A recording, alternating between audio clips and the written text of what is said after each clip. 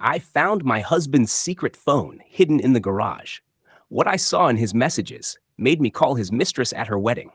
The garage door opener had been broken for 3 weeks, and Mark kept promising to fix it this weekend. Like so many of his promises lately, it never materialized. So there I was on a Saturday morning, wrestling with the manual release, when I knocked over his toolbox and sent screws and bolts scattering across the concrete floor. That's when I saw it. A phone I'd never seen before, wedged behind his workbench, still plugged into a charger hidden beneath a dusty tarp. My heart stopped. In 15 years of marriage, Mark had never been secretive about his phone. He left it lying around, answered it in front of me, even asked me to respond to texts when he was driving.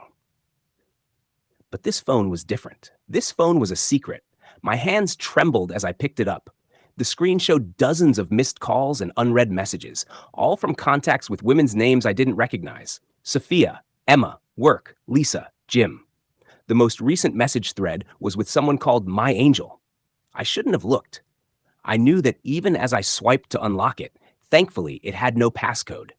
But 24 years of trusting Mark implicitly had just crumbled in my hands, and I needed to know how deep this betrayal went. The messages with My Angel painted a picture that made me physically sick. Months of romantic exchanges, plans for secret meetings, declarations of love that he'd never given me in years. But as I scrolled deeper, something didn't add up. The messages weren't what I expected from a typical affair. Angel wasn't begging him to leave me. She wasn't asking for more time or attention. Instead, her messages were filled with gratitude, with references to everything you've done for my family, and repeated mentions of, when this is all over, you can go back to your normal life. My confusion deepened as I read messages like, the surgery went well, thanks to you. Dr. Martinez says Mom has a real chance now. And, I can never repay you for this, but I promise you'll never have to worry about me disrupting your marriage. Surgery? What surgery? I opened the photo gallery and found pictures that made my world tilt sideways. Photos of Mark at a hospital, holding hands with a young woman who looked exhausted and worried. Photos of him with an elderly woman in a hospital bed. Photos of him at what appeared to be a funeral.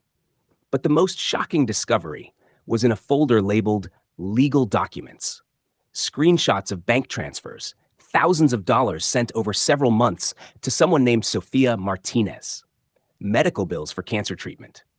Insurance forms listing Mark as the emergency contact for Elena Martinez.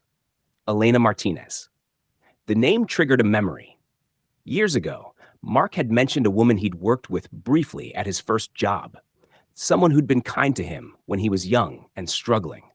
He'd said she was like a mother to him during a difficult time in his life, but I'd never heard him mention her again. I scrolled through months of messages, piecing together a story that was nothing like the affair I'd imagined. Elena Martinez had been diagnosed with stage 4 pancreatic cancer. She had no insurance, no family in the country except her daughter Sophia, who was barely making ends meet as a nurse. Mark had somehow found out about her situation and had been secretly paying for her treatment. But Elena had died 3 weeks ago, according to the messages. The funeral photos I'd seen were from her service. And now, Sophia was getting married, today, according to the most recent messages. And she'd been trying to reach Mark to invite him to the wedding as a thank you for everything he'd done. The final piece of the puzzle came in a voice message from Sophia, left just hours earlier. Mark, I know you said you couldn't come to the wedding, but I want you to know that Mom's last words were about you. She said you were the son she never had and that she was grateful God put you in our lives. I'm marrying David today, and I wish you could be here to walk me down the aisle like Mom wanted. You gave us 8 more months with her, 8 months of hope instead of despair. I'll never forget that. I sat on the garage floor, surrounded by scattered tools, crying harder than I had in years. But these weren't tears of betrayal. They were tears of shame, guilt, and overwhelming love for the man I'd married. Mark had been hiding this phone not because he was cheating, but because he was secretly funding a dying woman's cancer treatment and supporting her daughter. He'd been disappearing on weekends, not for romantic rendezvous, but for hospital visits. The distracted behavior, the mysterious phone calls, the unexplained expenses I'd noticed. It all made sense now. But why the secrecy? Why hadn't he told me? I found my answer in a draft message he'd never sent. Saved in the phone. Sophia, I need you to understand why I can't tell my wife about this. 3 years ago, we lost our son in a car accident. The grief nearly destroyed us, and we've only recently started to heal. If Jennifer knew I was spending our savings on someone else's medical bills, she'd support it because she has a good heart. But I can't ask her to watch me care for another mother and daughter when we'll never have that chance again. It wouldn't be fair to her. Our son, Tommy. He would have been 16 now if the drunk driver hadn't run that red light. Mark was right. The grief had nearly destroyed us. We'd spent the last 3 years learning to live with the hole in our hearts, slowly rebuilding our marriage and our lives. And he'd been protecting me from the pain of watching him pour his paternal love into someone else's family, while ours remained forever incomplete. I looked at the time. According to the messages, Sophia's wedding was starting in 2 hours. I had a choice to make. I could confront Mark when he came home from his Saturday morning run, reveal that I'd found his secret, and demand explanations. We could have the fight that this discovery seemed to warrant, even though I now understood his motivations. Or I could do something that might heal us both. I found Sophia's number in the phone and called her. A young woman answered, sounding frazzled and emotional. "Hello, Mark, is that you? I can't believe you." "This isn't Mark," I interrupted gently. "This is Jennifer, his wife." The silence on the other end was deafening. "Oh God," she whispered, "I'm so sorry. I never meant for you to find out this way. Mark made me promise never to contact him at home. Never to." "Sophia," I said, surprised by the calmness in my own voice. "What time is your wedding?" In 2 hours. "But Mrs. Patterson, please don't be angry with Mark. He never crossed any lines with me. He was just helping my mother because he loved her like a son," I finished. "I know. I read the messages." Another pause. "You're not angry?" "I'm angry that my husband felt he couldn't trust me with something this important, but I'm not angry about what he did. What you both did was beautiful." I could hear her crying. "Your husband saved my mother's life. Not permanently, but he gave us time we wouldn't have had. Quality time instead of just watching her waste away because we couldn't afford treatment." "Sophia, I want to ask you something, and I need you to be honest. Did your mother really want Mark to walk you down the aisle?" "It was her dying wish," she said through tears. "She said he was the family she never knew she needed, and that she wanted him to represent her at the most important day of my life." I made my decision. "What's the address of your wedding?" An hour later, I was standing in our bedroom, holding Mark's good suit and trying to figure out how to explain why he needed to put it on immediately. He'd returned from his run to find me sitting at the kitchen table with his secret phone in front of me. The conversation that followed was painful and beautiful. He cried when he explained about Elena, about feeling helpless when she was diagnosed, about remembering how she'd been the only person to believe in him when he was a struggling 22-year-old with more ambition than sense. "She gave me my first real chance," he said. "When her daughter called me 6 months ago, desperate and out of options, how could I not help? But Jennifer, I couldn't ask you to understand. Not after Tommy. It wasn't fair to expect you to watch me love another family when ours is broken." "Our family isn't broken," I said, reaching for his hands. "It's different than we planned, but it's not broken. And Mark, what you did for Elena, Tommy would have been proud of you.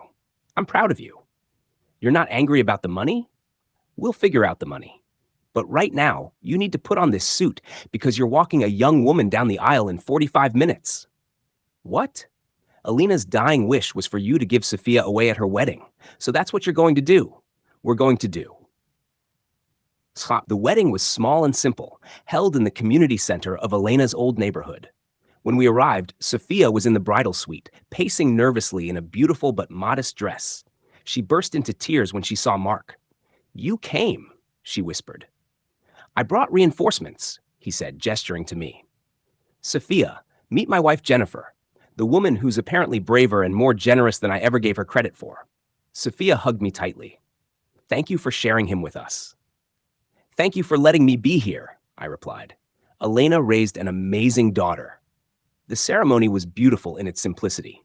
When the officiant asked who was giving Sophia away, Mark stood tall and proud. Her mother, Elena, and I do, he said, his voice strong and clear. But the moment that broke me was during the reception when Sophia pulled me aside. Mrs. Patterson, there's something I need to tell you. The last conversation I had with my mother, she made me promise something. What's that? She said that if anything ever happened to Mark, I should make sure you knew how much he talked about you. Every time he visited, he'd tell her stories about your marriage, about your son, about how much he loved you but didn't know how to help you heal. She said she'd never seen a man love a woman the way Mark loves you. He told her about Tommy? He said Tommy would have been the kind of young man who helped strangers without expecting anything in return. He said you'd raised him to have that kind of heart, and that taking care of my mother was his way of honoring Tommy's memory. I found Mark on the small dance floor, swaying to a slow song with tears in his eyes. When I tapped his shoulder, he turned and pulled me into his arms. Thank you, he whispered into my hair, for understanding, for being here, for being you. Thank you for showing me what love looks like, I whispered back, even when it's complicated and scary and requires hiding phones in garages. We danced to 3 songs, surrounded by Sophia's friends and extended family, all of whom treated Mark like the hero he was. When it was time to leave, Sophia handed him an envelope. This was my mother's, she said. She wanted you to have it. Inside was a photo of Elena from her younger days, along with a handwritten note. Mark, thank you for being the son I always prayed for. Take care of your beautiful wife. She's luckier than she knows. Love, Elena. On the drive home, Mark finally asked the question I'd been waiting for. So what happens now? With us, I mean. Now we go home and set up a college fund for Sophia's future children, I said, and we start being honest with each other about the ways we're still grieving Tommy. And maybe we look into volunteer opportunities at the children's hospital. Together? Together. No more secret phones, Mark. If you want to save the world, I want to help. He reached over and took my hand. I love you, Jennifer. I'm sorry it took almost losing everything for me to remember how to show you that. You never lost me, I said, but let's make sure we never forget how to find each other again. 6 months later, we received a birth announcement in the mail. Sophia and David had welcomed a baby boy, and his middle name was Mark. The note attached read, Elena Thomas Martinez, named after the grandmother who loved him and the honorary uncle who saved her life. We can't wait for you both to meet him. Sometimes the secrets we keep aren't meant to hurt the people we love. They're meant to protect them. But I learned that day that love works best without protection, raw and honest and willing to take risks. Mark's secret phone had almost destroyed us, but in the end, it taught us both what we'd forgotten, that the best marriages aren't built on avoiding pain, but on facing it together, hand in hand, one difficult conversation at a time.